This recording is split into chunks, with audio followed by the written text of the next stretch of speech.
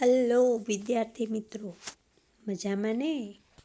હું ભાવનાબેન ત્રિવેદી શ્રી રહ કોટક પ્રાથમિક શાળા તરફથી તમારું સ્વાગત કરું છું. Welcome to online classroom. ધોરણ 7, વિષય સામાજિક વિજ્ઞાન, ભૂગોળ પાઠ 11, વાતાવરણની સજીવો પર અસર, સમજૂતી ભાગ 3. વિદ્યાર્થી મિત્રો, આપણે ભાગ 2ની અંદર પવનના પ્રકાર અને પેટા પ્રકારો એ સમજ્યા હતા, બરાબર ને? એટલે કે પવનો એ હલકા અને ભારે દબાણને કારણે ઉત્પન્ન થાય છે. આ હવાના હલકા અને ભારે દબાણોને કારણે પવનના 3 પ્રકાર પડે છે, આવું આપણે સમજ્યા છીએ. અને આ 3 પ્રકારો કયા? તો કે કાયમી પવનો, મોસમી પવનો, દૈનિક પવનો. કાયમી પવનોના પાછા પેટા પ્રકાર વ્યાપારી, પશ્ચિમિયા અને ધ્રુવી પવનો. મોસમી પવનના 2 પ્રકાર, ઉનાળાના મોસમી પવનો, શિયાળાના મોસમી પવનો. અને દૈનિક કે સ્થાનિક પવનો, તો એના પણ 2 પ્રકાર, દરિયાઈ જમીનની લહેરો, પર્વત ખીણની લહેરો. હવે આ 3 પ્રકારો વિશે આપણે થોડું વિસ્તારથી સમજીએ. પહેલું આપણે જોયું કાયમી પવનો. તો કાયમી પવન કોને કહેશું? તો કે પૃથ્વીની સપાટી ઉપર કેટલાક ભાગમાં 12 માસ નિશ્ચિત દિશામાંથી પવન વાય છે. એટલે કે પૃથ્વીની સપાટી ઉપર છે એ કેટલાક ભાગની અંદર કાયમ 12 મહિના એક જ દિશામાંથી, ચોક્કસ દિશામાંથી પવન વાય છે. એને કાયમી પવન કહેવાય છે. કાયમી પવનોમાં વ્યાપારી પવનો, પશ્ચિમિયા પવનો અને ધ્રુવીય પવનોનો સમાવેશ થાય છે. ત્યાર પછી બીજા પવનો છે મોસમી પવનો. મોસમી પવન એટલે પૃથ્વીની સપાટી ઉપર કેટલાક પવનો ઋતુ પ્રમાણે, મોસમ પ્રમાણે વાય છે અને તેની દિશા ઋતુ પ્રમાણે બદલાય છે. તેને મોસમી પવનો કહેવાય છે. ભારત, મ્યાનમાર, બાંગ્લાદેશ વગેરે દેશોમાં આ પ્રકારના પવનો વાતા હોવાથી આ દેશોને મોસમી પવનોના દેશ કહેવાય છે. ઉનાળામાં નૈઋત્યના પવનો, શિયાળામાં ઈશાન ખૂણેથી વાતા પવનો એ આ પ્રકારના પવનો છે. એટલે કે આપણા દેશની અંદર જે પવનો વાય છે એ પવનની દિશા જેમ ઋતુ બદલાય છે એમ એની દિશા પણ બદલાય છે. આપણે ત્યાં કેટલી ઋતુઓ છે? અરે એક સાથે નહીં, તમને બધાને આવડે છે, મને ખબર છે. હા, વેરી ગુડ. શિયાળો, ઉનાળો, ચોમાસું. તો તમે જોજો, બરાબર માર્ક કરજો આ વખતથી કે શિયાળામાં તમારા ઘરમાં એક જ દિશામાંથી પવન આવતો હશે અને પછી જ્યારે ઉનાળો આવશે ને ત્યારે પવનની દિશા બદલાશે, એટલે જુદી જગ્યાએથી પવન આવશે. તો આ રીતે ઋતુ જેમ બદલાય છે એમ પવન બદલાય, એની દિશા બદલાય, એટલે એને કેવો પવન કહેવાય? મોસમી પવન. અને ભારત એ મોસમી પવનોનો દેશ છે, બરાબર? એટલે અહીંયા ઋતુ પ્રમાણે પવન બદલાય છે. આપણે ત્યાં ઉનાળો આવે ત્યારે નૈઋત્યના પવનો વાય છે. આપણે 6ઠ્ઠા ધોરણમાં દિશાઓ અને ખૂણાઓ ભણ્યા છીએ, બરાબર ને? 4 દિશા અને 4 ખૂણા. 4 ખૂણા કયા? યાદ છે? હા, વેરી ગુડ. તમને તો બહુ સરસ યાદ છે, બરાબર છે. ઈશાન, અગ્નિ, નૈઋત્ય અને વાયવ્ય. તો ભારતની અંદર ઉનાળો જ્યારે બેસે ત્યારે નૈઋત્ય દિશા તરફથી, ખૂણા તરફથી પવન વાવાનું શરૂ થાય છે, બરાબર? એટલે એને નૈઋત્યના પવનો કહેવાય છે. અને શિયાળો આવે ત્યારે ઈશાન ખૂણેથી પવનો વાય છે. તો એને કારણે ભારતને મોસમી પવનોનો દેશ કહેવામાં આવે છે. માત્ર ભારત જ નથી, મ્યાનમાર, બાંગ્લાદેશમાં પણ ઋતુ પ્રમાણે પવન બદલાય છે. એટલે આપણા દેશમાં જે પવન વાય છે એ કેવા પવનો છે? મોસમી પવનો, બરાબર? યાદ રહી ગયું ને? ઓકે, હવે આગળ જોઈએ દૈનિક કે સ્થાનિક પવનો. દૈનિક એટલે થોડાક દિવસ માટે, થોડાક સમય માટે જે પવન વાય એને દૈનિક પવન કહેવાય છે. આગળ સમજીએ કે પૃથ્વીની સપાટી ઉપર કેટલાક પ્રદેશમાં ટૂંકા સમય માટે હવાના દબાણમાં થતા ફેરફારને કારણે ઉદ્ભવતા પવનને દૈનિક કે સ્થાનિક પવન કહેવાય છે. એટલે કે થોડાક ટૂંકા ગાળા માટે, 2-4 દિવસ માટે, 7-8 દિવસ માટે જે કાંઈ પવનોનું દબાણ, હવાનું દબાણ વધે અને જે પવનો વાય એ પવનોને દૈનિક પવનો કહેવાય છે. સ્થાનિક પવનોના ઉદાહરણ તરીકે દરિયાઈ જમીનની લહેરો. આ તમારે આગળ ભણવામાં આવશે ત્યારે વિસ્તૃત સમજશું, બરાબર? દરિયાઈ લહેર એટલે સમુદ્ર પરથી વાતા પવનો અને જમીન ઉપરથી વાતા પવનો. એવી જ રીતે પર્વતની ઉપરથી વાતા પવનો અને પર્વતની ખીણમાંથી વાતા પવનો, જેને લહેરો તરીકે ઓળખવામાં આવે છે. લૂ, ઉનાળામાં જે ગરમ પવન દઝાડે એવો વાય છે, બરાબર? જેને લૂ કહેવામાં આવે છે. તો આ લૂ પણ આખો ઉનાળો નથી હોતી, અમુક દિવસો માટે જ આપણે ત્યાં ગરમીનું પ્રમાણ વધે છે અને લૂ વાય છે, બરાબર ને? રેડ ઝોન ને યલો ઝોન ને એવું ડિક્લેર કરવામાં આવે છે. તો આ ચોક્કસ સમય માટે એમાં ફેરફાર થાય છે અને એ ફેરફારને દૈનિક પવન કહેવાય. અત્યારની જ વાત કરીએ તો આપણા રાજકોટમાં 2 દિવસથી ઠંડકનું પ્રમાણ વધી ગયું છે, ઠંડો પવન વાય છે, બરાબર ને? તો એને શીતલહેર કહેવાય. તો એ પણ દૈનિક ફેરફાર છે, ટૂંકા ગાળાનો ફેરફાર છે. એટલે એ ફેરફાર જે થયો એને દૈનિક પવન કહેવામાં આવે છે, જે લાંબા ગાળા માટે નથી હોતા, 2-4 દિવસ માટે હોય છે. તો એવા ટૂંકા ગાળાના હવાના દબાણના ફેરફારને શું કહેશું? દૈનિક પવન અથવા તો સ્થાનિક પવન તરીકે ઓળખવામાં આવે છે. હવે આટલું જાણીએ અથવા તો આટલું યાદ રાખીએ, સમજીએ. અરબી ભાષાના શબ્દ મૌસિમ પરથી પવનોને મોસમી પવનો એવું નામ આપવામાં આવ્યું છે. આપણો દેશ મોસમી પવનોનો દેશ, બરાબર ને?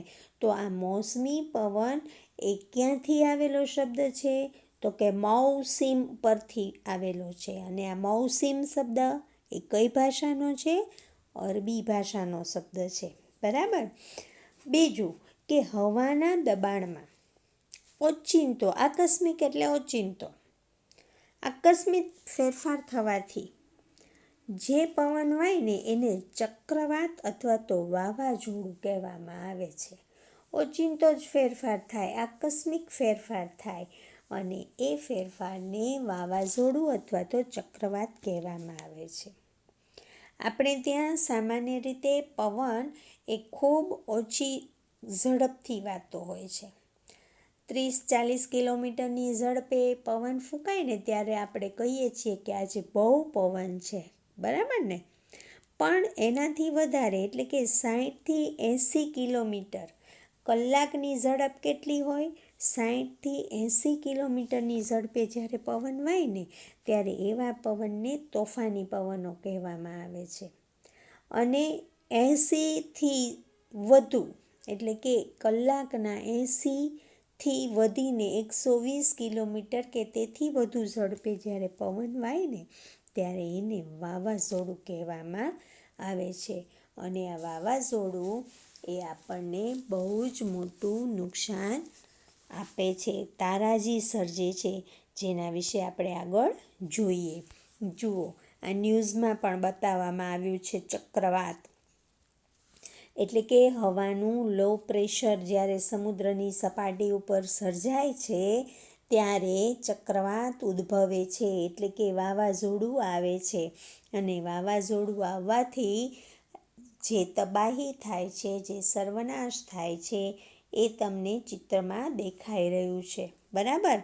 આગળ જોઈએ તો વધારે ઝડપથી જ્યારે પવન ફૂંકાય છે ને ત્યારે વૃક્ષો એ આ રીતે નમી ગયેલા જોવા મળે છે, તૂટીને પડી ગયેલા જોવા મળે છે. તો આ પવનની ગતિને બતાવે છે. જુઓ, એ કેટલો ઝડપથી વાઈ રહેલો હશે.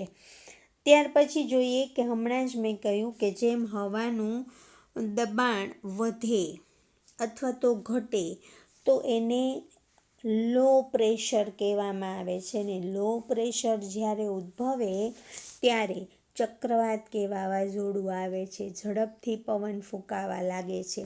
અને જેને કારણે અમુક વિસ્તારોની અંદર વરસાદ પુષ્કળ વધે છે અને વાવાઝોડું પણ આવે છે. જુઓ, અહીંયા પેસેફિક ઓશન બતાવવામાં આવ્યો છે. હમણાં જ 12 તારીખે આપણે ત્યાં વરસાદ જે પડ્યો એ લો પ્રેશરને કારણે આપણે ત્યાં વરસાદ આવ્યો હતો, જેનું આમાં તમને ચિત્ર જોઈ રહ્યા છો.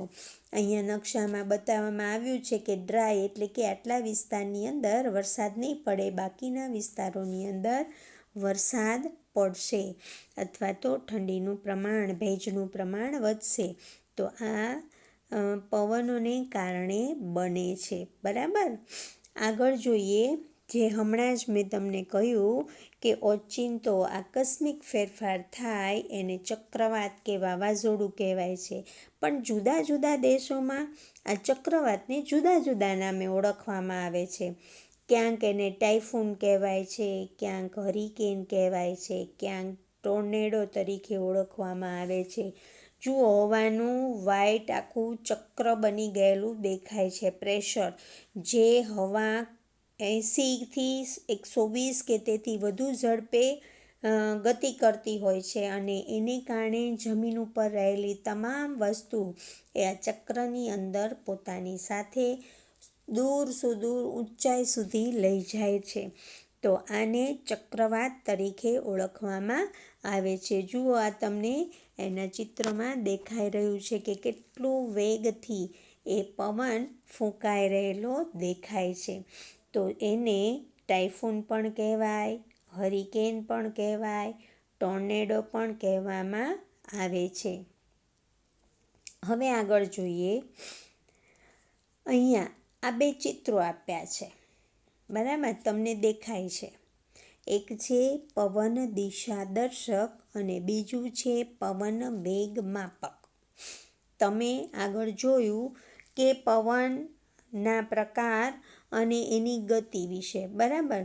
તો આ પવન એ કઈ દિશામાંથી આવે છે, કઈ દિશા તરફ જાય છે, એ દેખાડવાનું કામ જે કરે છે એને પવન દિશા દર્શક કહેવાય છે. અને પવનની વેગ એટલે કે ઝડપ, ગતિ કેટલી છે એ બતાવતા યંત્રને પવન વેગ માપક યંત્ર કહેવામાં આવે છે. આવું યંત્ર તમે ક્યાંય જોયું છે? અચ્છા, જોયું હોય તો એના વિશે ડિટેલ ચિત્ર માહિતી જોજો. જુઓ, અહીંયા આ પવન દિશા દર્શક બતાવવામાં આવ્યું છે. આ પવન દિશા દર્શકમાં મોટું બ્લુ સ્ક્વેર દેખાય છે ને, એ ઉપરનો આખો ભાગ એરો અને કૂકડાનું ચિત્ર છે. બરાબર. એ આખો ભાગ છે ને ગોળ ગોળ ફરે છે. જે દિશામાંથી પવન આવતો હોય ને એ દિશા તરફ જ્યારે તીર સ્થિર થઈ જાય છે ત્યારે એવું કહી શકાય કે આ દિશામાંથી આ દિશા તરફ જાય છે. અહીંયા મેં તમને બ્લુ ચક્કર કરીને, સ્ક્વેર કરીને બતાવ્યું છે. એટલે કે ઈસ્ટ તરફથી વેસ્ટ તરફ પવન જઈ રહ્યો છે. એની દિશા ઈસ્ટ તરફથી વેસ્ટ તરફ છે. એને બદલે જો આ એરો નોર્થથી સાઉથ હોય તો સાઉથ એ તરફ એટલે કે ઉત્તર દક્ષિણ તરફ વાઈ રહ્યો છે એવું આપણે કહી શકીએ. ત્યાર પછીનું ચિત્ર છે પવન વેગ માપક.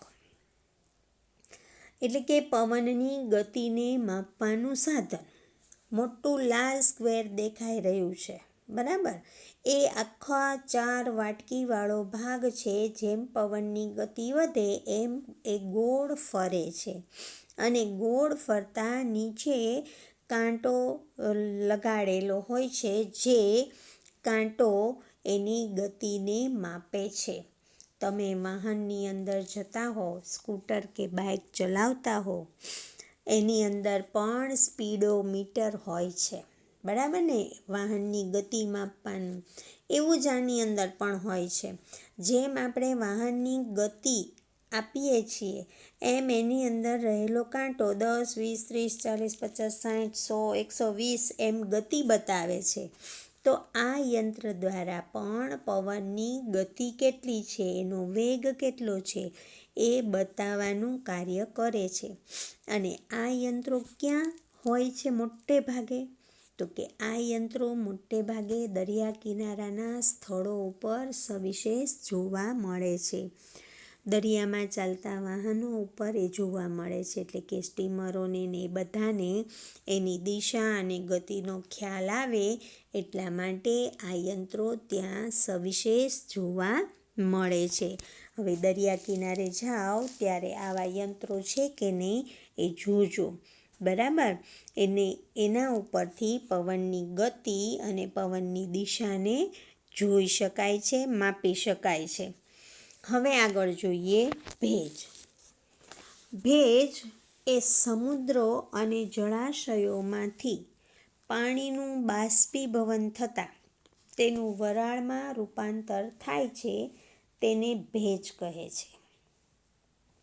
ભેજ પૃથ્વીની સપાટીથી બાષ્પીભવનની પ્રક્રિયા દ્વારા વાતાવરણમાં ઉમેરાય છે અને વાતાવરણમાં રહેલા ભેજને ઘનીભવનની પ્રક્રિયા દ્વારા વાદળો બની વરસાદ સ્વરૂપે પૃથ્વીને પુનઃ પાણી પ્રાપ્ત થાય છે. હવે આપણે સમજીએ. જુઓ, અહીંયા તમને ચિત્ર બતાવ્યું છે, એ છે ભેજનું ચિત્ર. જુઓ, તમે ફ્રીજમાં રહેલા બરફના ટુકડાને પાણી ભરેલા ગ્લાસમાં નાખશો, થોડી જ વારમાં ગ્લાસની બહારની સપાટી એ ઝાંખી થાય છે અને એ પછી એના ઉપર ટીપાં ટીપાં બાઝી જાય છે. તો આ જે બતાવ્યું છે એ છે ભેજ, બરાબર. આ ભેજને કારણે હવામાંથી આપણને પાણી પ્રાપ્ત થાય છે. કઈ રીતે?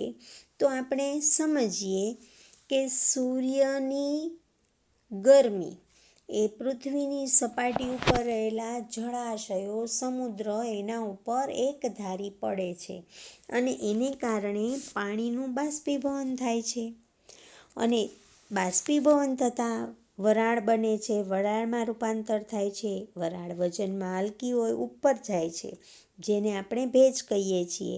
જુઓ, આ તમે ઘરે પણ કરી શકો અથવા તો જોઈ શકો કે મમ્મી ઘરે શાક બનાવતી હોય કે કાંઈ પણ બીજી વસ્તુ બનાવતી હોય તો એ શાક બનાવે ત્યારે એના ઉપર એક છીબું ઢાંકે છે અથવા તો કોઈ ગરમ વસ્તુ ઉપર એ છીબું ઢાંકે છે.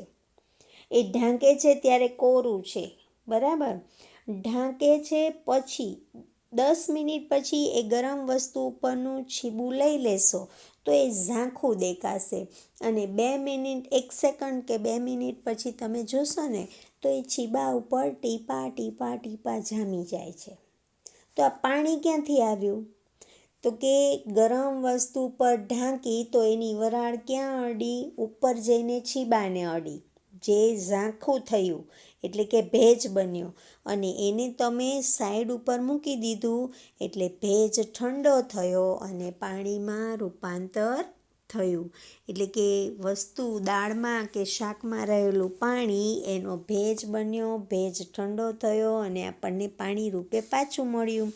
એ જ પ્રક્રિયા તમને આ ચિત્રમાં પણ બતાવવામાં આવી છે કે સૂર્યનો તડકો એ સમુદ્ર ઉપર પડે, એનું બાષ્પીભવન થાય પાણીનું, એ વાદળા બંધાય, વરાળ બને, જેને આપણે ભેજ કહીએ. આ ભેજ પૃથ્વીની સપાટીથી બાષ્પીભવનની પ્રક્રિયા દ્વારા વાતાવરણમાં ઉમેરાય અને પછી એ વાતાવરણમાં રહેલો ભેજ એ ઘનીભવનની પ્રક્રિયા દ્વારા વાદળો બનીને વરસાદ રૂપે પૃથ્વીને પુનઃ પ્રાપ્ત થાય છે. એટલે કે સમુદ્રનું ખારું પાણી વરાળ બની ઉપર જાય, વાદળા બંધાય, વાદળા ઠંડા પડે, નીચે વરસાદ રૂપે વરસી જાય. એટલે કે ખારા પાણીનું રૂપાંતર થઈ આપણને મીઠું પાણી પ્રાપ્ત થાય છે. આ સમજાય છે? હવે આગળ જોઈએ કે આ આબોહવા અને માનવ જીવન એ બંનેને શું સંબંધ? આબોહવાની માનવ જીવન ઉપર કાંઈ અસર હોય? હા, ખૂબ મોટી અસર થાય. કઈ પ્રકારે? તો એ આપણે જોઈએ કે કોઈ પણ પ્રદેશની આબોહવાની અસર ખોરાક, પોશાક, રહેઠાણ વગેરે ઉપર ગાઢ રીતે જોવા મળે છે. આપણે અત્યારની જ વાત કરીએ કે આપણે ત્યાં અત્યારે શિયાળો ચાલી રહ્યો છે, તો આપણા ખોરાક, પોશાક અને રહેઠાણમાં ફેર થયો? હા, આપણા ખોરાકમાં શક્તિવર્ધક, તાકાતવર્ધક, ગરમ પદાર્થોનો ઉપયોગ શરૂ થયો. એટલે કે આપણે જુદા જુદા પ્રકારના પાકો, અડદિયા એ પ્રકારનો ગરમ ખોરાક લેવા લાગ્યા છીએ. આપણે ત્યાં વનસ્પતિ પણ લીલોતરી ખૂબ શાકભાજી મળવા લાગ્યા છે, બરાબર? આપણા પોશાકમાં ફેરફાર થયો, આપણે ગરમ કપડાનો સવિશેષ ઉપયોગ કરીએ છીએ. આપણા રહેઠાણોમાં પણ ફેર થાય છે, બરાબર? ઉનાળો હોય તો ઘરના બારી, બારણા, દરવાજા બધું ખુલ્લું હોય, શિયાળો આવતા એ બધું બંધ થઈ જાય છે. એટલે આપણા ખોરાક, રહેઠાણ અને પોશાક ઉપર અસર જોવા મળે છે. વધુ વરસાદવાળા પ્રદેશમાં ઘરના છાપરા તીવ્ર ઢોળાવવાળા હોય છે. એટલે કે જ્યાં વધુ વરસાદ પડતો હોય ત્યાંના મકાનો છે ને એ આપણા જેવા ધાબાવાળા ન હોય. શા માટે? તો કે ધાબાવાળા મકાનો હોય અને પુષ્કળ વરસાદ પડતો હોય તો ધાબા પાણીથી ભરાય અને છલકાઈ જાય, બરાબર? પણ એને બદલે ઢાળવાળા મકાનોના છાપરા હોય તો એનેથી શું થાય? બધું જ પાણી ઢળી અને નીચે ચાલ્યું જાય, મકાનને નુકસાન થાય નહીં. જ્યારે ઓછો વરસાદવાળા પ્રદેશોની અંદર મકાનો ઓછા ઢાળવાળા અને સપાટ છાપરાવાળા જોવા મળે છે, બરાબર? તો એ લોકોના મકાનોમાં ઢાળ ઓછો જોવા મળે છે, કારણ કે ત્યાં વરસાદ નથી, ત્યાં ખૂબ ગરમીનું પ્રમાણ હોય છે. જે તે પ્રદેશમાં થતા ખેતી પાકો તે પ્રદેશના લોકોના ખોરાકમાં મોટે ભાગે લેવાતા હોય છે. દાખલા તરીકે મેદાન પ્રદેશના લોકોના ખોરાકમાં ઘઉં અને પર્વતીય ક્ષેત્રના લોકોના ખોરાકમાં મકાઈ લેવાય છે. દાખલા તરીકે આપણે મેદાન પ્રદેશમાં રહીએ છીએ તો આપણા ખોરાકમાં ઘઉંનો ઉપયોગ સવિશેષ છે. પણ જે પર્વતીય પ્રદેશોમાં રહેતા હોય, દાખલા તરીકે કાશ્મીર અથવા તો હિમાલયના પ્રદેશોની અંદર રહેતા હોય તો એ લોકોના ખોરાકની અંદર એ મકાઈનું પ્રમાણ વધુ હોય, કારણ કે ત્યાં એ પ્રકારનું અનાજ ઉગતું હોય. એટલા માટે જે પ્રદેશમાં ઠંડી વધારે પડે છે ત્યાં લોકો આખું શરીર ઢંકાય તેવા ગરમ ઊની વસ્ત્રોનો ઉપયોગ કરે છે. આપણે આ જોઈએ છીએ કે આપણે અત્યારે ઠંડી પડે છે તો આપણે આખા શરીરનું રક્ષણ થાય એ માટે ગરમ કપડાઓ પહેરીએ છીએ. તો જ્યાં વધુ ઠંડી પડે છે એ લોકો એકદમ ગરમ કપડાઓ, ઊનના ગરમ કપડાઓ, રૂંવાવાળા કપડાઓ પહેરે છે અને આખું શરીર ઢંકાઈ જાય એવા કપડાં પહેરે છે. દાખલા તરીકે લદ્દાખના લોકો, લેહ અને લદ્દાખ એ હિમાલય ઉપર આવેલા આપણા પ્રદેશો છે, બરાબર? કે જ્યાં અતિ બરફ હોય છે. તો આ અતિશય બરફવાળા પ્રદેશમાં વસતા લોકોનો પોશાક એ ખૂબ જ ગરમ કપડાનો, ઊની કપડાનો હોય છે અને શરીર ઢંકાય તેવો હોય છે. એની સામે ગરમ આબોહવા ધરાવતા પ્રદેશના લોકો સુતરાઉ અને ખુલ્લા વસ્ત્રો પહેરે છે. દાખલા તરીકે દક્ષિણ ભારત, જે 8 અક્ષાંશ ઉપર એની આસપાસ આવેલું છે, એટલે કે વિષુવવૃત્તથી ઘણું નજીક છે. તો આ દક્ષિણ ભારતના લોકોને ત્યાં પુષ્કળ ગરમી પડે, તો એ લોકોના પોશાક તમે જોજો, એ ઉપર ગંજી પહેરશે અથવા તો શર્ટ પહેરશે અને નીચે લુંગી પહેરશે, એ પણ ગોઠણ સુધી વાળેલી લુંગી પહેરશે. જ્યારે કાશ્મીરના લોકો એ પગથી માથા સુધી આખા ઢંકાઈ જાય એવા કપડાં પહેરશે. તો ગરમી છે ત્યાં ખુલ્લા અને સુતરાઉ કપડાં પહેરે છે, દાખલા તરીકે દક્ષિણ ભારતના લોકો, બરાબર. ગરમ રણ પ્રદેશમાં જે લોકો રહેતા હોય તેઓ સતત ઉડતી રેતીથી બચવા માટે માથે રૂમાલ કે કપડું વીંટાળે છે, દાખલા તરીકે અરબસ્તાનના લોકો. શું કામ? તો કે રણ પ્રદેશની અંદર એ રણના રેતીના ઢૂવા હોય છે, રેતીના ઢગલાઓ હોય છે, જે પવન આવતા સતત ઉડતી હોય છે અને રેતી ઉડવાથી એ આપણા શરીરને નુકસાન કરે. તો એનાથી બચવા માટે અરબસ્તાનના લોકો મોટે ભાગે સફેદ કપડાં પહેરે અને માથા ઉપર મોટો બધો રૂમાલ રાખે, બાંધે. પણ એ રૂમાલ ઉડી ન જાય ને એટલે એના ઉપર પણ એ મોટી બધી દોરી બાંધે, જેનાથી એના શરીરને રેતીથી બચાવી શકાય છે, ગરમીથી બચાવી શકાય છે. ગરમ અને ભેજવાળી આબોહવાવાળા ક્ષેત્રમાં રહેતા લોકો, એટલે કે માનવ, એમનો સ્વભાવ એ આળસુ હોય છે. આપણને થાય છે, બરાબર ને, ઉનાળો આવે ને બહુ ગરમી હોય તો આપણને કામ કરવામાં મજા નથી આવતી, બરાબર ને. આપણે એમ કહીએ છીએ કે નથી કરવું, ગરમી બહુ થાય છે, કંટાળો આવે છે, તો માણસ આળસુ હોય છે. જ્યારે સમશીતોષ્ણ કટિબંધના પ્રદેશના લોકો એ ખુશનુમા હવામાનમાં રહે છે, એટલે એમનામાં આળસ જોવા મળતી નથી. સમશીતોષ્ણ કટિબંધ એ આપણે પૃથ્વીના ગોળા ઉપર જોયું છે, બરાબર ને. 23-23.5 ઉત્તર અક્ષાંશથી ઉપર, 66 અક્ષાંશ વચ્ચેનો જે આખો પટ્ટો છે એ સમશીતોષ્ણ કટિબંધ છે. યાદ આવ્યું ને? હા, તો ત્યાં હવા ખુશનુમાન છે અને જ્યાં હવા ખુશનુમાન હોય ત્યાં માણસ પણ ખુશનુમા રહે અને એને કામ કરવાની શક્તિ, એને કામ કરવાની ક્ષમતા વધુ હોય છે. મોસમી આબોહવાના પ્રદેશોમાં વર્ષા ઋતુ સિવાયના સમયમાં વિવિધ સામાજિક પ્રસંગોની ઉજવણીનું પ્રમાણ સવિશેષ જોવા મળે છે. એટલે કે મોસમી આબોહવાનો પ્રદેશ એટલે આપણો દેશ, બરાબર. તો આપણા દેશમાં વર્ષા ઋતુ હોય ને ત્યારે બહુ જ ઓછા તહેવારોની, પ્રસંગોની ઉજવણી થાય છે. બાકીના સમયગાળામાં સામાજિક પ્રસંગોની ઉજવણી સવિશેષ થાય છે. આપણે જોઈએ છીએ કે કોઈના પણ લગ્ન હોય ત્યારે ચોમાસું હોતું નથી, ચોમાસામાં કોઈના પણ લગ્ન હોતા નથી, બરાબર ને. બાકીના સમયમાં એટલે કે ઉનાળામાં પણ હોય, શિયાળામાં પણ હોય. એટલે કે સામાજિક પ્રસંગોની ઉજવણી એ મોસમી પ્રદેશોમાં વર્ષા ઋતુ સિવાય જોવા વધુ મળે છે. જુઓ, અહીંયા તમને આ બતાવવામાં આવ્યું છે, આ લેહ લદ્દાખના લોકો છે. નીચે બ્લુ પહેરીને ડાન્સ કરતા દેખાય છે એ કાશ્મીરના લોકો છે. તો અહીંયા અતિશય ઠંડી પડે છે અને એને કારણે એમના કપડાં ગરમ અને આખા જોવા મળે છે.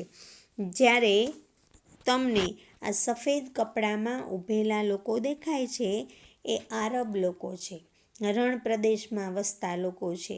જુઓ, સફેદ કપડાં પહેર્યા છે, માથા ઉપર રૂમાલ મોટો બાંધ્યો છે અને રૂમાલ એ પવનથી ઉડી ન જાય એટલે એના ઉપર પણ એમણે એક રીંગ બાંધી છે અથવા તો દોરી બાંધી છે.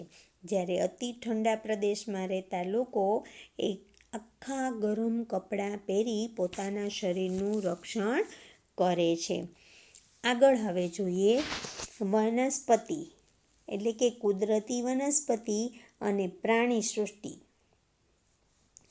કુદરતી વનસ્પતિની વૃદ્ધિનો આધાર જમીન, તાપમાન અને ભેજ ઉપર રહેલો હોય છે.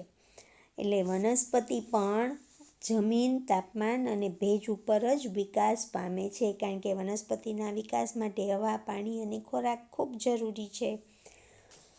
આ ઉપરાંત ઢોળાવ અને માટીની ઊંડાઈ, માટીના થરની જાડાઈ પણ કુદરતી વનસ્પતિની વૃદ્ધિને અસર કરે છે. આ ઘટકોમાં રહેલા વિભિન્નતાને કારણે જે તે પ્રદેશની કુદરતી વનસ્પતિ, ગીચ અને તેના પ્રકારોમાં ફેરફાર જોવા મળે છે. એટલે કે વનસ્પતિને મુખ્ય 3 ભાગમાં વહેંચી શકાય છે. પહેલું, જંગલ, જ્યાં વનસ્પતિને અનુકૂળ તાપમાન અને વરસાદવાળા પ્રદેશ હોય ત્યાં એ ઉગે છે. તાપમાન અને વરસાદના આધારે ગીચ, ઘાટા કે છૂટાછવાયા જંગલો જોવા મળે છે. બીજું છે ઘાસના મેદાનો. ઘાસના મેદાનો આ મધ્યમ વરસાદવાળા ક્ષેત્રમાં આવેલા છે. અને ત્રીજું છે કાંટાળી વનસ્પતિ અને ઝાડી ઝાંખરા. એ ક્યાં જોવા મળે? તો કે કાંટાળી વનસ્પતિ અને ઝાડી ઝાંખરા એ શુષ્ક અને ઓછા વરસાદવાળા પ્રદેશોમાં જોવા મળે છે. એટલે કે કુદરતી વનસ્પતિઓના પ્રકારમાં ફેરફારોનું મુખ્ય કારણ એ આબોહવા છે. જ્યાં આબોહવા જોવા મળે એ પ્રકારની વનસ્પતિ ત્યાં જોવા મળે છે. વિશ્વની કુદરતી વનસ્પતિઓ અને તેમાં જોવા મળતા મુખ્ય પ્રાણીઓ વિશે આપણે નેક્સ્ટ પીરિયડમાં સમજીશું. એટલે અહીંયા કુદરતી વનસ્પતિને આપણે 3 ભાગમાં વહેંચી શકીશું. એક જંગલ, બીજું ઘાસના મેદાનો અને ત્રીજું કાંટાળી વનસ્પતિ અને ઝાડી ઝાંખરા. જ્યાં ખૂબ તાપમાન છે, એટલે કે સૂર્યપ્રકાશ છે, ગરમી છે, વરસાદ છે, ત્યાં ગીચ જંગલો છે. અને જ્યાં મધ્યમ વરસાદ છે ત્યાં વિશાળ ઘાસના મેદાનો છે. અને જ્યાં ખૂબ ઓછો વરસાદ છે એવા પ્રદેશોની અંદર કાંટાળી, ઝાડી ઝાંખરાવાળી વનસ્પતિ જોવા મળે છે. એટલે જ્યાં જેવી વનસ્પતિ હોય ત્યાં એવા જ પ્રાણીઓ જોવા મળે છે. તો આ જંગલોના પ્રકારો અને પ્રાણીઓ વિશે આપણે નેક્સ્ટ પીરિયડમાં શીખીશું. જો સમજાઈ ગયું હોય, મજા આવી હોય તો લાઈક જરૂરથી કરશો. હવે ફરી મળીશું નેક્સ્ટ પીરિયડમાં. ત્યારે જંગલોના પ્રકાર અને પ્રાણીઓ વિશે, ઘાસના મેદાનોના પ્રકાર, ઝાડી ઝાંખરા વિશે આગળ ભણીશું. બરાબર? ત્યાં સુધી good bye and thank you.